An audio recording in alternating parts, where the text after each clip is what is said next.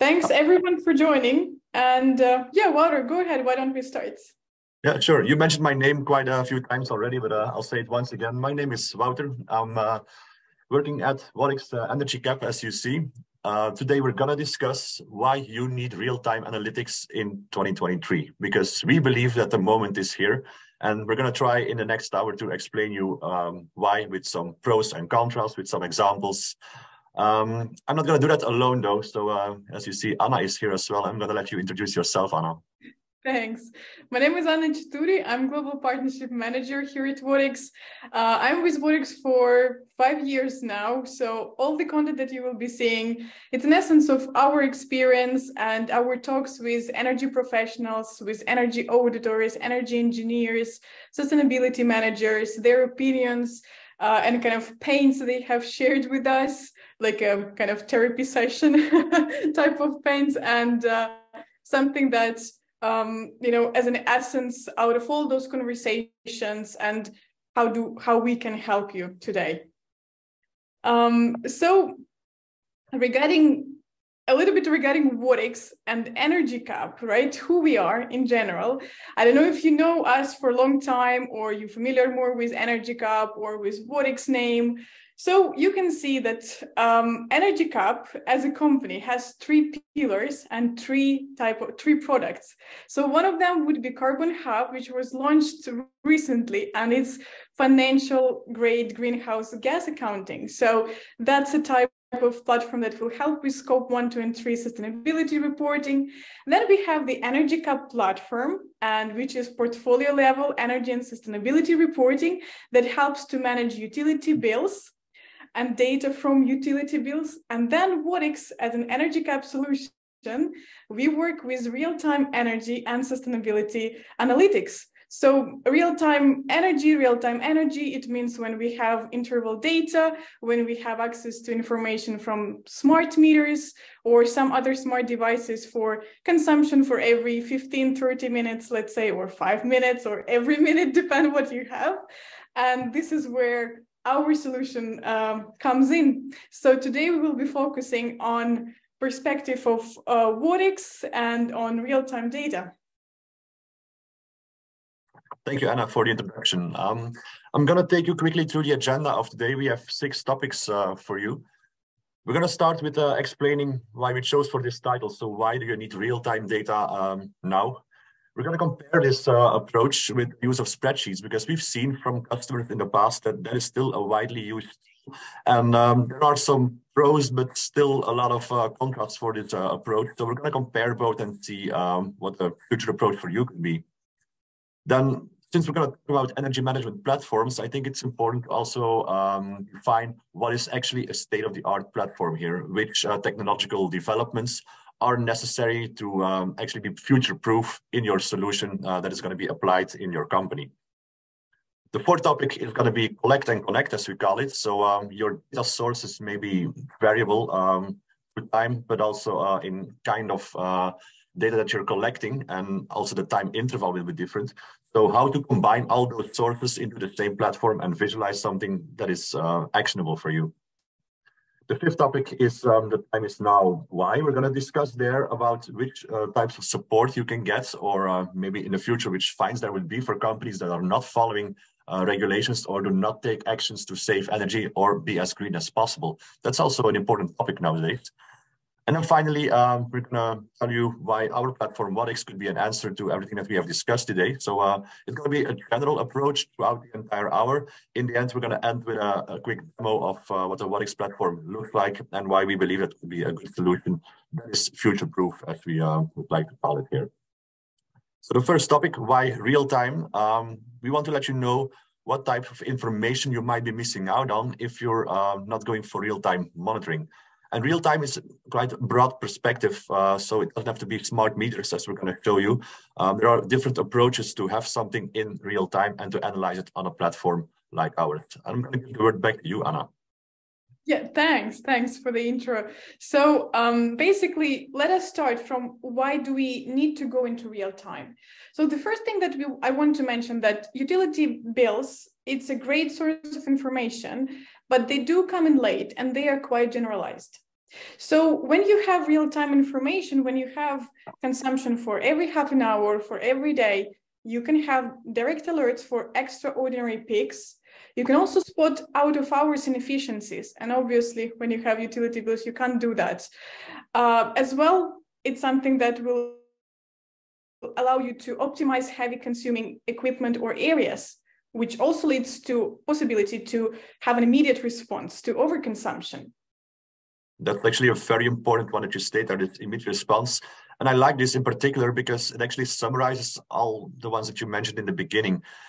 If you have those direct alerts set to your meters, or even in the dashboard, when you say when machine X or floor Y of my hotel is exceeding a certain level of energy consumption, I want to know this because probably something is off. And that is only possible when you are working with those real-time data. This can be every 5 minutes, but even every half a day or every day is still considered real time as soon as you have a constant data flow. And that makes your energy consumption actionable and using this energy management platform to its fullest. So immediate response is a big difference with the utility bills coming in every month, because you might have surprises there that you can now identify. Yeah, absolutely. And I'm sure that maybe most of the people who are on the call today, you do work already with real time, and you were like, this is too obvious, isn't it? So you've been there for quite a while. So bear with us in just a few more moments for the people who still haven't worked with smart meters, and we will kind of dive right into the content. So kind of complementing what Wouter said, that it does give you opportunity to see detailed trends on the equipment level, or again in the different areas. And it also helps you to analyze retrofit impact when you want to pursue your savings, right? So once we decided, okay, real time is great and we want to work with that, what type of tools do we choose to work with that? And the typical kind of, I wouldn't call it as a bottle, but something that people do like to choose from is spreadsheets and versus energy management platforms. So let us kind of sum up pros and cons of solutions and talk through them. Yeah, I found this beautiful example here of a great spreadsheet where you are having a lot of data in front of you, numbers and numbers. In the end, you make a graph and you make a report. So that has worked in the 90s. That was a great time, but we have different solutions now, and we want to take you through the differences between both and see what is pro for the one, but maybe contra on the other hand. So I'm not going to say spreadsheets are bad, and they have their advantages, like the functional flexibility that you have there when it comes to statistical analysis. The options that are available there are so advanced. You have to really be in quite a specific platform to match that. So important is, of course, that if you use an energy management platform and you want to use those statistics, that you integrate file type wise with a spreadsheet. Those things are good for that. So that's definitely a pro here.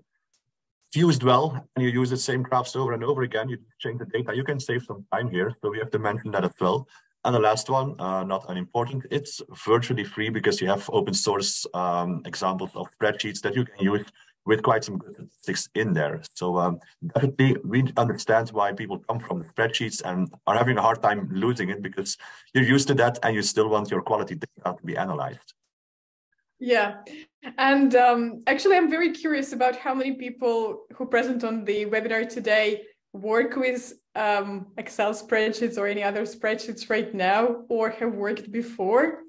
And if you have, you probably will find this list relatable. So I'll talk a little bit about cons of this solution. So the first one, it's tailored to a person. And if you are that person, it's actually, it sounds wonderful. But if you're not that type of person, kind of who this Excel spreadsheet was tailored to, then it might be a little bit challenging. The same thing that it can be lost. So meaning that if a person changes company and there was no proper handover of the kind of spreadsheet, all the report macros, it can be very, very challenging. And most of the time people have to create kind of those from scratch. And if you've been there on the receiving end, you might know the pain of it. So the scalability of this solution, it does have limits as well. And you know that if you have multiple projects and you have multiple sites, typically what would you have is that different file for every site, and then you will have different tabs for different types of reports in one spreadsheet. So when you have multi-site projects, or you have too many projects and you want to compare, you want to run some analytics, the overlap can be quite difficult to manage. Also, it comes together that you have to manually export your data regularly, right? So you have to go somewhere, you have to download that CSV file probably, and then you have to kind of open it in your spreadsheet and incorporate, copy and paste probably some bunch of data, right? And when you have your macros already done for your reports, it's actually pretty easy. But probably you know that new reports requests, they do come from customers once in a while. They ask, oh, but can I see also kind of this type of report or analytics? So new report, they do require development. So it will take time in order to get it started for a new type of report. And then kind of we go to a pro where it all saves time. But also, you know, I'm surely you do, that spreadsheet, they are prone to human error.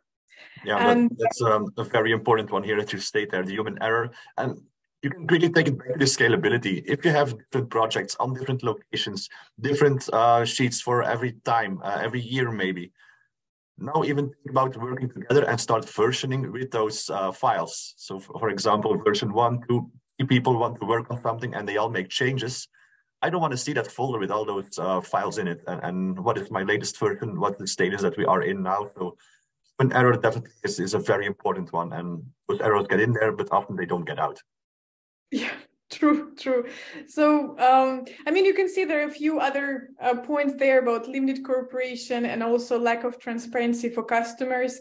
And you might kind of disagree with the last point, saying like, no, actually, it's the most transparent you can get because you just show them all the data, which is nicely laid out in front of them. The truth is that your end customers, your managers, they might not find it very understandable. So even if it's very transparent and it's true, you show them the real readings, it can be, it's not taken as very transparent because they might get a little bit overwhelmed and trying to kind of having difficulties to understand what's in there. So yeah, let us know if you agree or disagree with some of the points, and you can definitely use a Q&A session we will have at the end of our presentation, so we can have a few discussions around that. But now I want to move to something modern. So what is happening today? And we will talk about energy management platforms. Why don't you tell us, how do you see the pros of those solutions? Yeah, the first one, I had to put real time there because that's what we opened with today.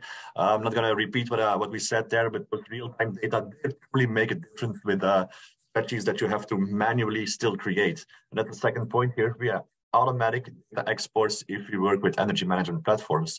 There is no manual handling from those devices towards our platform, and it's just visualized for you. It's click and play, like we call it. Also, my previous point from the human error together with collaboration and versioning, forget about that. Collaboration is easy. It's just a login that you have to a platform.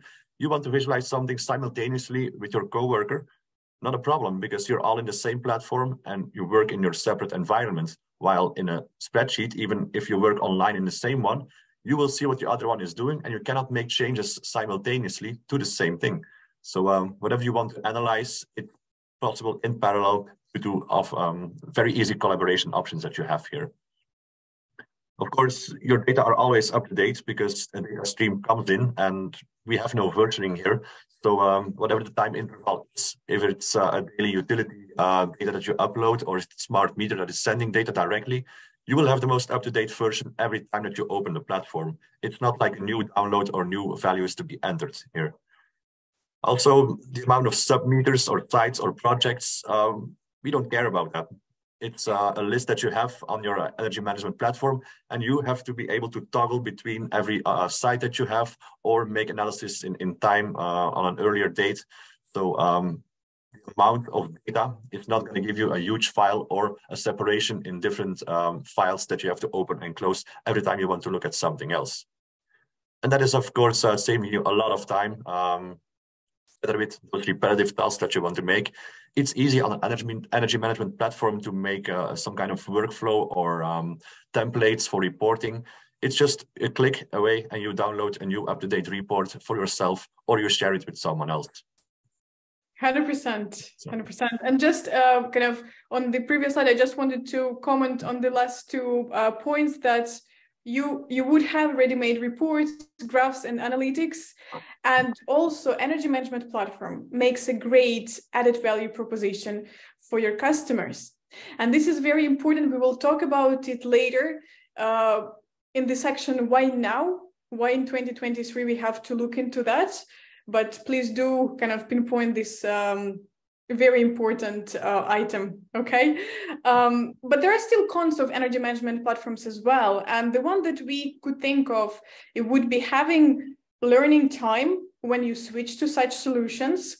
That's why we will be talking later. Once you look for energy platform for yourself, for your team, make sure that they will offer you some training or they have a knowledge base, because this is something that you have to take into account. And of course, one of the cons that we have to talk about, that those solutions are not free. But I mean, these days, what is? So still can save you money. And it can bring you more projects, can bring you more customers, or it can bring you more savings if you are managing your own facility. So what defines a state-of-the-art energy management platform? Yeah, that's what we're gonna look into now. So there are quite a lot of developments lately that make a platform state-of-the-art, if we like to call it. But what are those, and which ones are important in today's market? So we're gonna highlight just a few. There are obviously a lot more. But there are some very nice examples that are very accessible and easy to use to start actually identifying those topics where you can save money for your own company. And the first one, of course, is intuitive visualization. I showed this pretty ugly Excel sheet in the beginning. So what we expect from our energy management platform is, of course, that it's an intuitive way of visualizing data that make it actionable for me. I ended up with my second topic of state-of-the-art platform, and that's called detailed analysis. Once you have your nice visualizations and you know how to navigate through the platform, you want to make analysis, both in space and time, of course, with the right tools that make your data actually validate something. So I want to know, how are we doing with this data compared to another year? And you need some mathematical tools, statistical tools, and some scenarios for that. The screenshot I'm showing here is going to come back later in the demo, but it's an important one here. If you have an overview of all your devices that are monitored with a smart meter or anything, you want to check how you can save some energy by playing with its way that it's working without actually intervening in your workflow. So the tools should be provided for you to make scenarios and calculate how much money or kilowatt hours will I save if I treat my equipment like this or this. And that should result in a financial impact of your interventions that you made. So that's definitely something in detailed analysis we're going to highlight, because those things are important when it comes to measurement and verification, like Anna's going to explain next. That's important when you start to work with those mathematical and statistical tools. Those are available readily to make your own reports and scenarios. Yes, I completely agree with you, Wouter. And when you're looking for good solution for your company, check it out. Do they have measurement and verification? And you might say, I'm not doing such projects yet. I don't know if that's something that you have heard. It's a IPMVP standard methodology where you verify savings after implementation of the project. And that's okay if you don't, but you might need it in a year or two. And you might say, isn't it kind of too long? I might buy another platform or hire someone at that time. Trust me, you wouldn't want to. You wouldn't want to switch to another solution. You wouldn't want to migrate or pay someone else to do kind of a type of project or report that other solutions can do. So just keep an eye if that's something that, even if you're not actively using, it should be in a good platform while you're choosing, basically. If you don't mind switching to a next slide, please, Wouter. I just did that. Okay, perfect. Yeah. And what's very important, I think we have a slight delay, and I don't have a control remote at the moment. Artificial intelligence. This is something that we hear very often nowadays, and especially with ChatGPT kind of booming all over the media. By the way, Wouter, do you think ChatGPT can replace energy analytics platform? Um, I'm not a fan of that, and the same reason Nick gave has. Me personally, I'm the frontman of a band. I make lyrics. I wouldn't like ChatGPT to make lyrics, nor would I like it to just invent a platform for my energy analytics. So it's nice to make a poem, but please, when it comes to the real deal, I'd go for something that is built solidly by people. Absolutely, absolutely. However, artificial intelligence is great when you use it in the right way, right? To the right purpose. So what you want to look at when you're selecting your platform is if you have machine learning on historical data in the solution, if they would have some automated alerting on abnormalities, on some specific peaks, something that is proactive enough to give you an insight where to look, or something that can save you time. So that goes with some smart analysis, but we have to talk about the real AI and not fake artificial intelligence. What do I mean by that? I've seen solutions, unfortunately, on the market that do market very simple algorithms as artificial intelligence. So as an example, appliance recognition, when you have one smart meter that recognizes where is the cattle consumption, where is the washing machine consumption, it's not an AI. It's a very, well, not, I don't want to simplify it too much. It's not very simple, but it's quite pretty straightforward. It's an algorithm, so it's not artificial intelligence. The same when you see platforms saying that it will give you suggestions to turn off lights outside of working hours, that's not an AI as well. So if someone tells you that their system has AI, just ask a little bit more on that.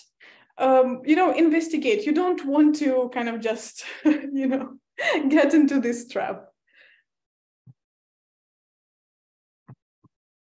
Right? Go ahead, Anna.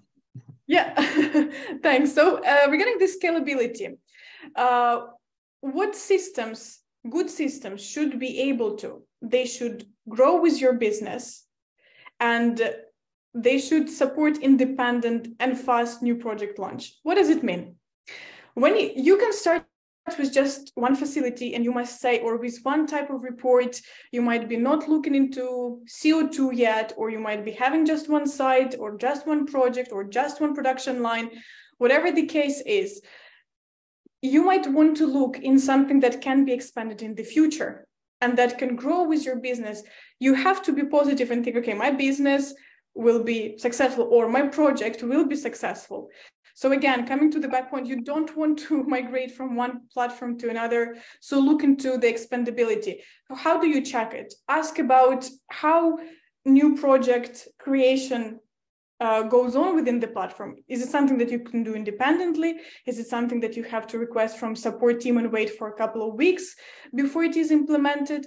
The same with functionality. It should be modular. If you need some functionality right now, and you think, okay, this is what I have to look for, try to think for something that you don't use at the moment, and that's okay. Of course, it shouldn't be like overkill for your system, for your project, but you have to kind of keep something in your toolbox, like, you don't use hammer every day or a nail, but whenever you have that shelf or, picture to put, this is something that you would need right now and quite urgently, and you might not have time even to switch to other solutions or to buy other solutions because you might lose momentum. So custom developments, what does it mean? You want to ask whoever talks to you about choosing the platform that you're becoming to partner with, do they support custom developments in the future? When you grow your business to the point where you can have a leverage, and talk to very big projects or very big customers, in your negotiations might come a point where you would like to get something which is not very standard. Let's call it that way. you always want to get something to customers that they're asking for, right? If you want to win the project. Or it can be your manager. Again, depends if you're managing your facility, managing facilities of your customers. So do look into, do ask this question, just know if that's possible or not. That's really, really important that I wanted to highlight. Yeah, that's true. I absolutely agree. It often happens that we're just asked for things that are not there yet, but it's sometimes on the roadmap, or it's a good idea for the roadmap. So definitely your business should grow with your solutions provider. That's a good one. Now, the next topic here, and it's actually the last one of this state-of-the-art series, is data integration. There are very slick solutions out there with smart meters and IoT devices, but they're not widely used yet. It's pretty new, and it's also important for a platform to be able to integrate with other things. On those devices, there are some certain vendors. You want to comment on this, Anna, because I thought you had a topic on this one here. Yeah, for sure. It also comes with expandability and how the projects change and how the type of customer that you talk to might change. So please do kind of look into perspective again and again. I'm coming back to that. Make sure that the platform that you work with doesn't lock you with just one hardware, because you might be losing on projects, on deals. You might need to try to sell installation of the same devices, but from a different vendor to the product which already has installation. So that's exactly. why yeah, thanks, Anna. That's one thing, hardware. It's also very possible that you have your data already somewhere in management systems, SCADA integrations, etc. So it must be possible to work with those existing installations as well. You can just directly connect with those management systems or push data. And that's the next one here. If you want to push data over an API or an FTP, those are pretty widely used solutions as well. So often customers have their database ready. Maybe it comes from smart meters, maybe another solution. But as soon as we have a gateway between those two, we can just push data and visualize them on the platform. So that's important. Last one, there are still manual uploads. I've had an example even this morning when you have those PDF files with utility bills coming in and you want to digitize those. That's the other direction. So it's not always data comes in and you export it to a report. You might have something that you want like to upload and creating out of just normal files. So those uploads are important as well. All those combined should be available on a modern energy management solution. So definitely it's the combination. It's never one story here. Next, we're going to talk about this in more detail. So our topic, Collect and Connect, is going to look into which data streaming method is actually applicable for your project. And this can be even from analog pulses, as we're going to cover in the beginning, to online smart meters. So we're going to quickly dive into those different sources of data that should connect with your platform directly. Starting with smart meters and not so smart meters as we call it. So there are a lot of different solutions out there. Some are connected to the internet directly, others go over a mobile network. But these are modern solutions that can just be installed, plug and play even if needed. So for your projects, if you're really planning to measure energy on even the equipment level, it's possible to have the smart meters like the ones you see in front of you. That's just a snapshot. There are a lot of others. How it works in a nutshell is just you connect a current transformer to the wire that you want to monitor. That is going to the smart meter, and that one sends data to an energy management platform. That's how easy it is, and that's how directly the data are coming in. That can be visualized even every 5 minutes if you want. Next, we're going to go a bit more old school. So you might recognize those as a gas meter or an electricity meter in your home or business even. And they are analog sometimes. So even if you have those rotating discs here and you think, well, I'm nothing with an energy management platform when I have this in my house. Well, you're wrong, because it's even possible to digitize those. It goes with pulse meters, and actually the volumes of consumption that one rotation is standing for here, those can be measured, digitized, and sent over a network to an energy management platform here. So even if that is a solution currently applicable to you, you can still work with energy management platforms with those types of meters. For water, it goes for gas, goes for electricity, or whatever you have in place here. Yeah, and there are also other solutions. Can be you say, okay, I do have whatever meters I have, but I also have BMS or SCADA system on the product that I'm looking into. So what do I do then? Do I have to kind of reinstall new meters? Do I have to connect every new meter? No, not really. That's a good thing if you have centralized place where all your smart meter data, not so smart meter data comes in. So in that case, you might want to look into API integration with the third-party solution that you will be working with. You might be looking into a special gateway that connects to your, let's say, PLC and converts data, sends it to the platform. No, it can be as simple as CSV files, but even if it's simple, it's quite efficient anyways. There also comes with database connection. You might say, I actually have it pretty advanced. And all those what you talked about is way in the past for me. And that's wonderful. Kind of when you have centralized place for all your data, what would you want to look into? To integrate this into your platform using some kind of API. And what you can have there, it's not just electricity consumption. Let's say you might have in this database occupancy information, and maybe it's air quality, maybe it's a solar production, or it's a production of the manufacturing plant if you're in industry, or it can be, heat, steam, flow, waste, anything. So you want to look in the platform that's able to get this type of data, from virtually anywhere.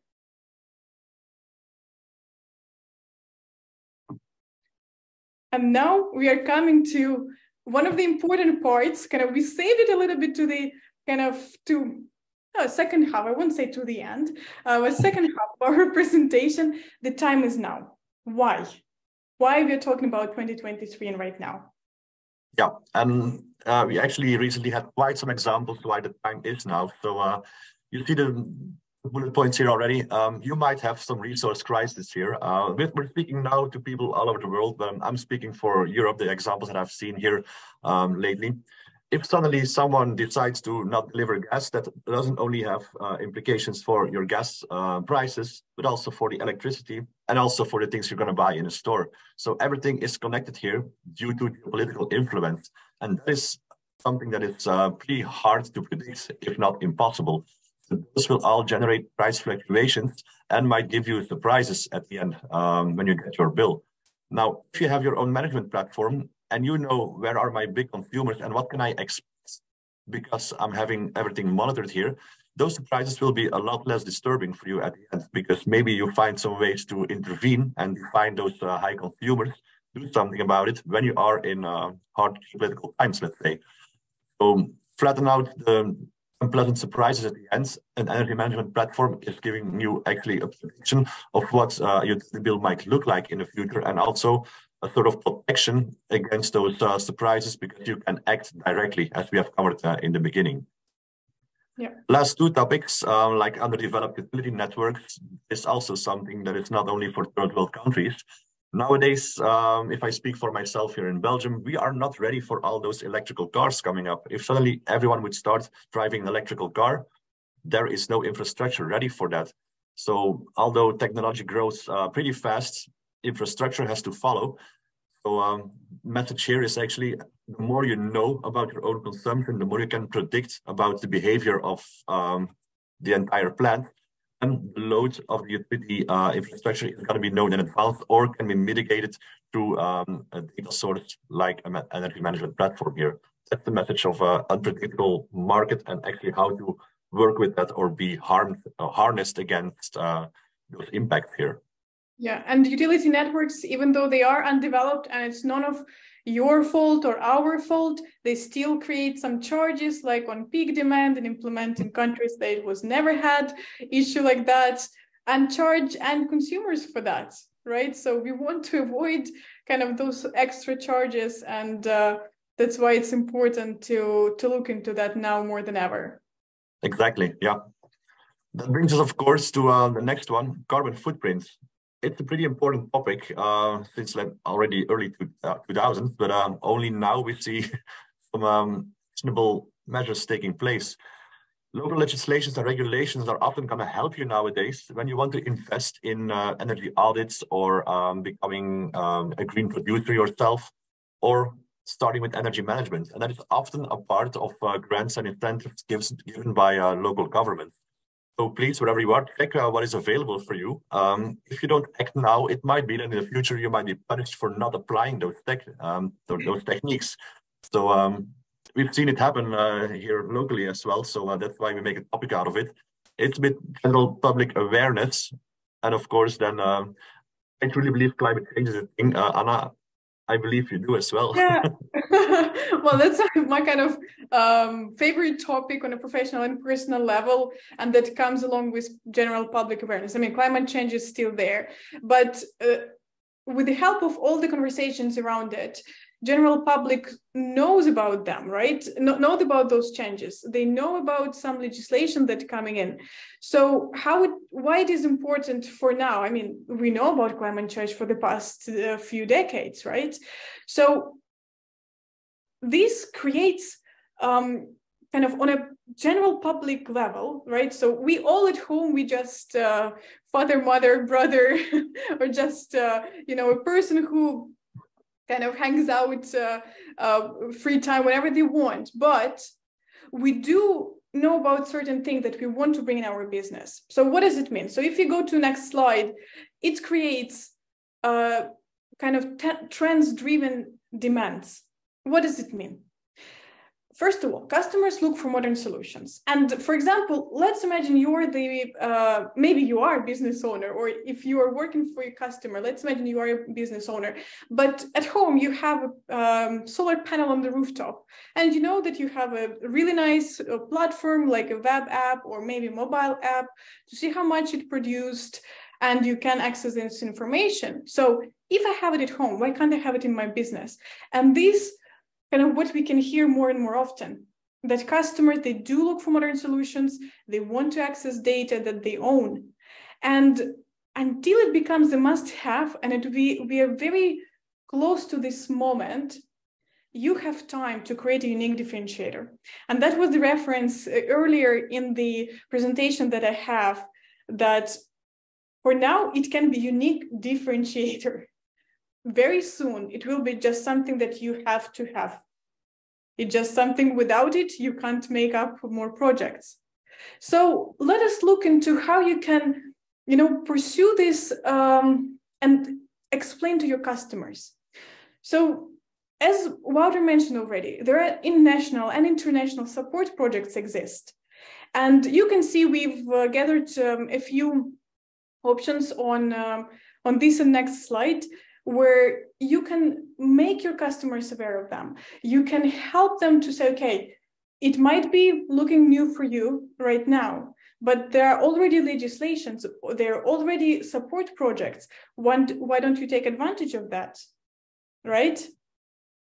Exactly, yeah, and they are both on an international level as a national level. We're not going to go through all of them here just because of the time, but when we share this slideshow later on, please have a look in your own country, what is being done, or on an international level, what is possible for your projects, because the time to act is now. That's what we truly believe here. This brings us to Wattics, so it's time to show our colors now. Why do we believe that Wattics has a solution that fits all the standards like we have discussed today? So why don't you take us through it, Anna? Yeah, absolutely. Though the first thing that I'm really kind of passionate about, that we as Wattics, we have years of global experience.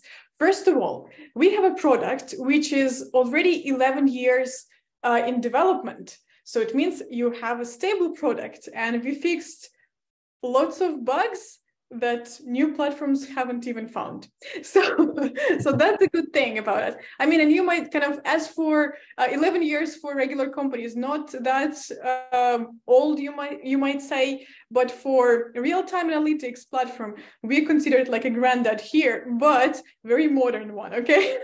So we have worked in over 55 countries by now, meaning that we gather feedback from different practices. We talk to people who do their energy analysis in a very different way. So we add new tools. So we create new types of reports, new templates. We add completely brand new tools, because sometimes trends, they start from one country earlier, right? And the other ones, they pick up. So we are trying always to be on the top of the wave, because we always have our development roadmap, which is led by customer feedback. And I really love talking to every of our customers, know their opinion, and our team as well. We have customer support or customer success team, as we call it, who would always ask, what are you missing? What type of reports would you like to create? And yeah, we do have also option of bespoke development that I mentioned earlier.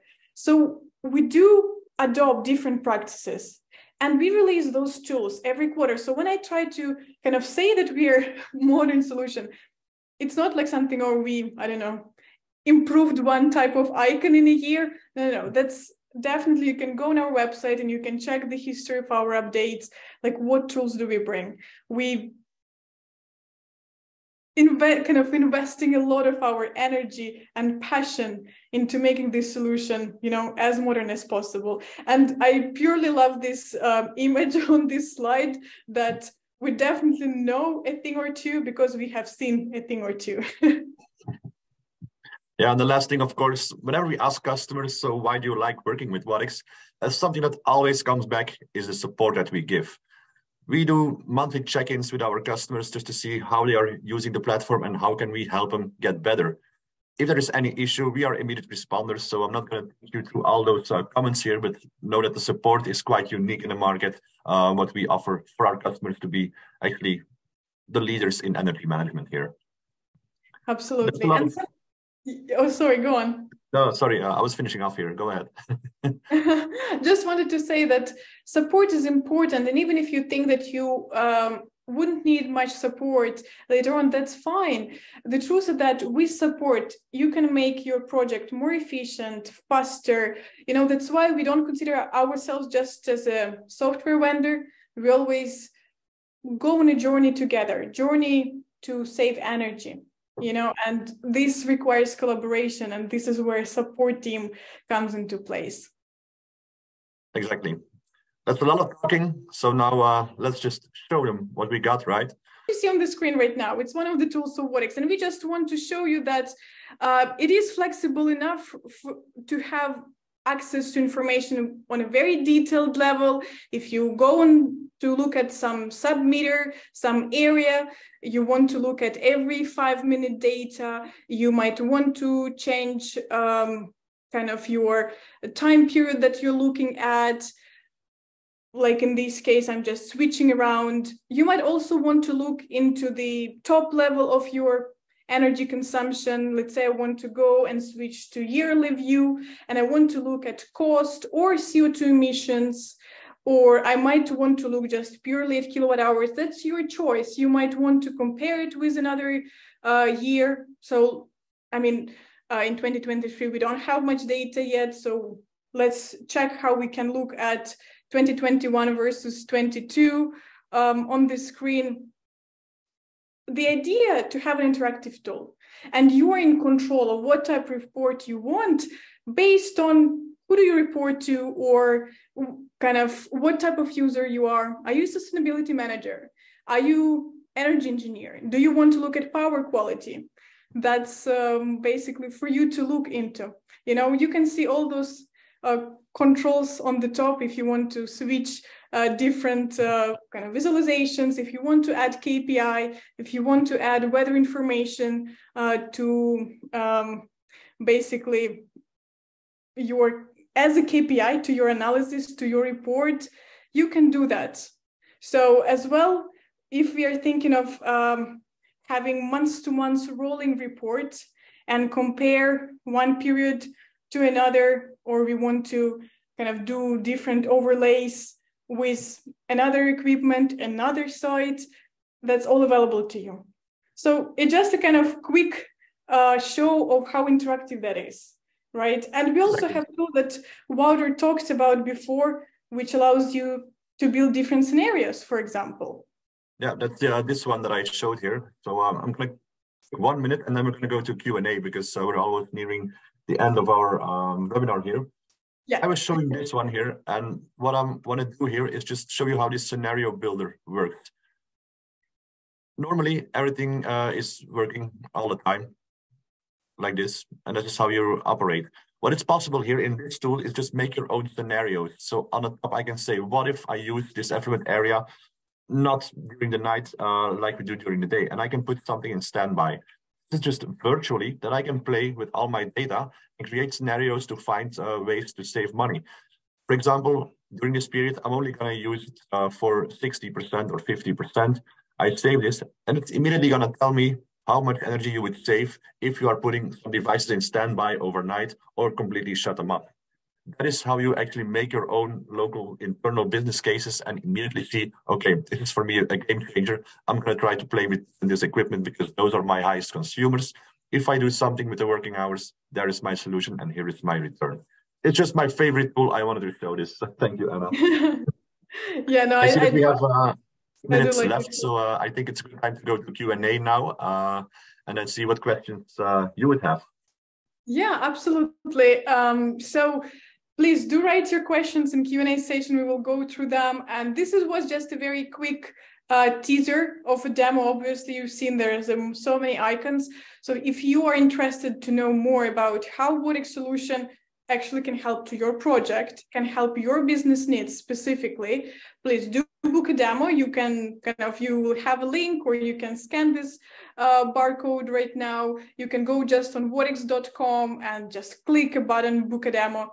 So just give us a shout and we will be happy to meet with you personally to allocate 1 hour where we can go together through your specific project needs. Okay.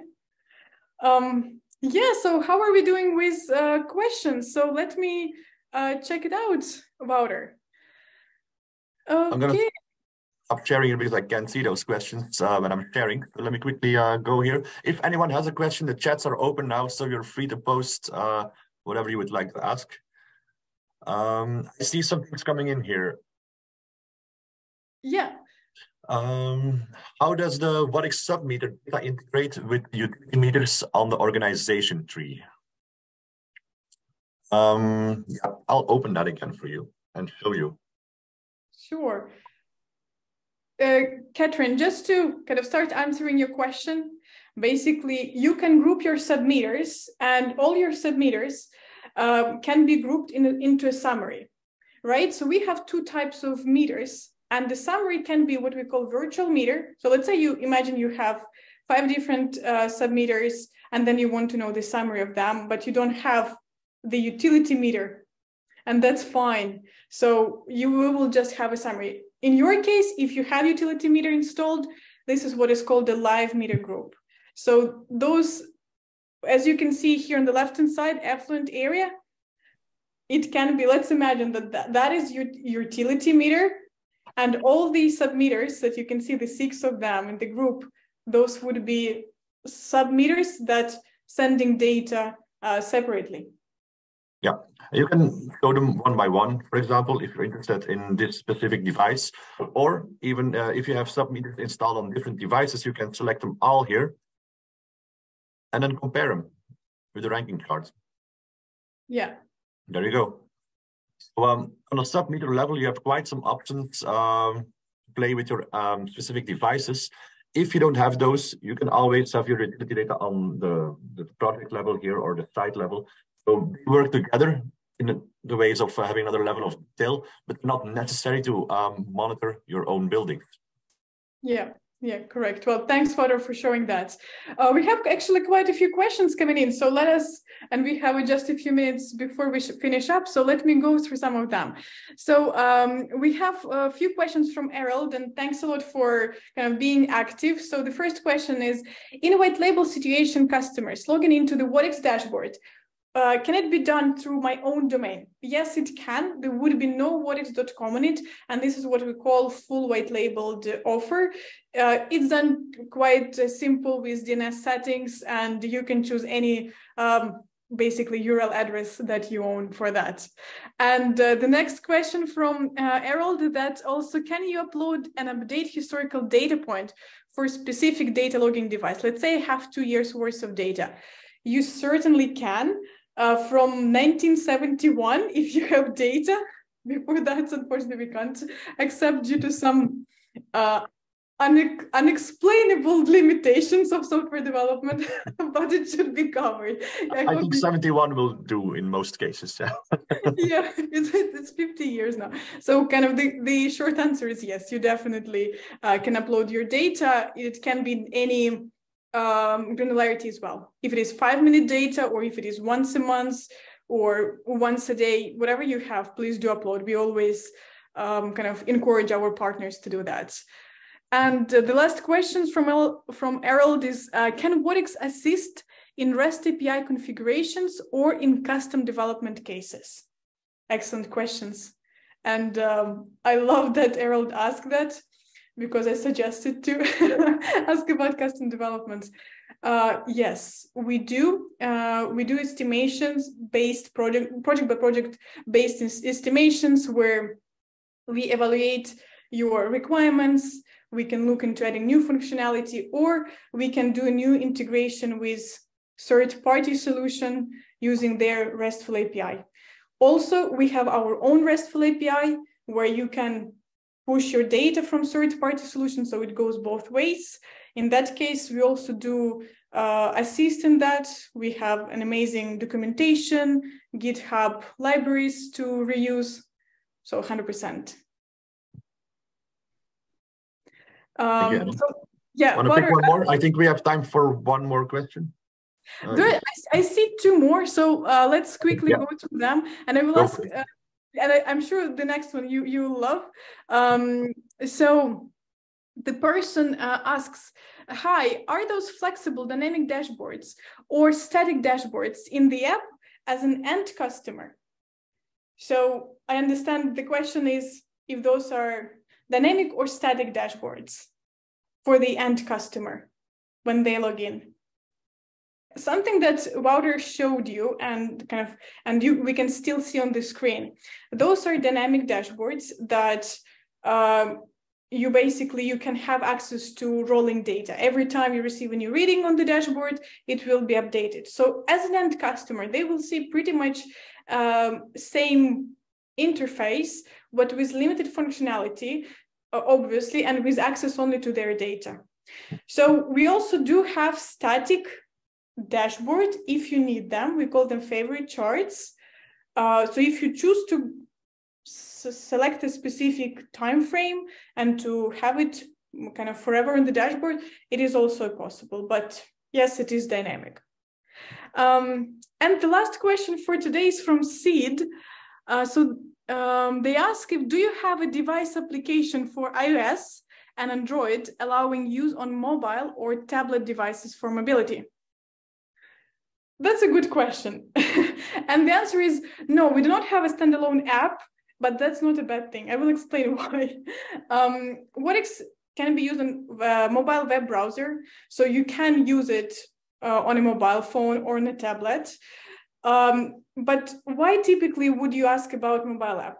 To have instant access to information and notifications. So notifications, they can come out as an email or an SMS. So you don't have to log in all the time to the dashboard. And once you click on that notification, let's say in your email or SMS, you can get to the dashboard on your mobile phone and see. But most of the times, our analytics said that people do want to see and work on such graphs on a bigger screens. So for the instant information, you will have access and possibility to work on your mobile devices, but most of the times you would want to open it on a bigger screen and access information, in a little bit bigger resolution, if that makes sense. Because Wattics solution is created for commercial and industrial facilities, not for domestic usage. So if that makes sense. I hope I answered your question. So anyways, thanks a lot, everyone, for joining us today, for being active, for all your questions. We definitely love them. If you want to continue this conversation with us, please don't hesitate. Just go to our website. Just send a message there through any form. It would be just me and Wouter looking there. So don't be shy. And you can mention kind of what are your questions, what are your pains, and we will make sure to step a meeting with you where we can go through them. Absolutely. Thanks a lot, Anna, for being here with me. I really enjoyed my first webinar at Wattics. So it was a great experience, and I'm happy to see there was a good interest today. So again, from my side, thanks a lot for being here. And like Anna said, if there's anything you would like to ask, we are there for you, and we are happy to help, be it in a mail or a demo. Feel free.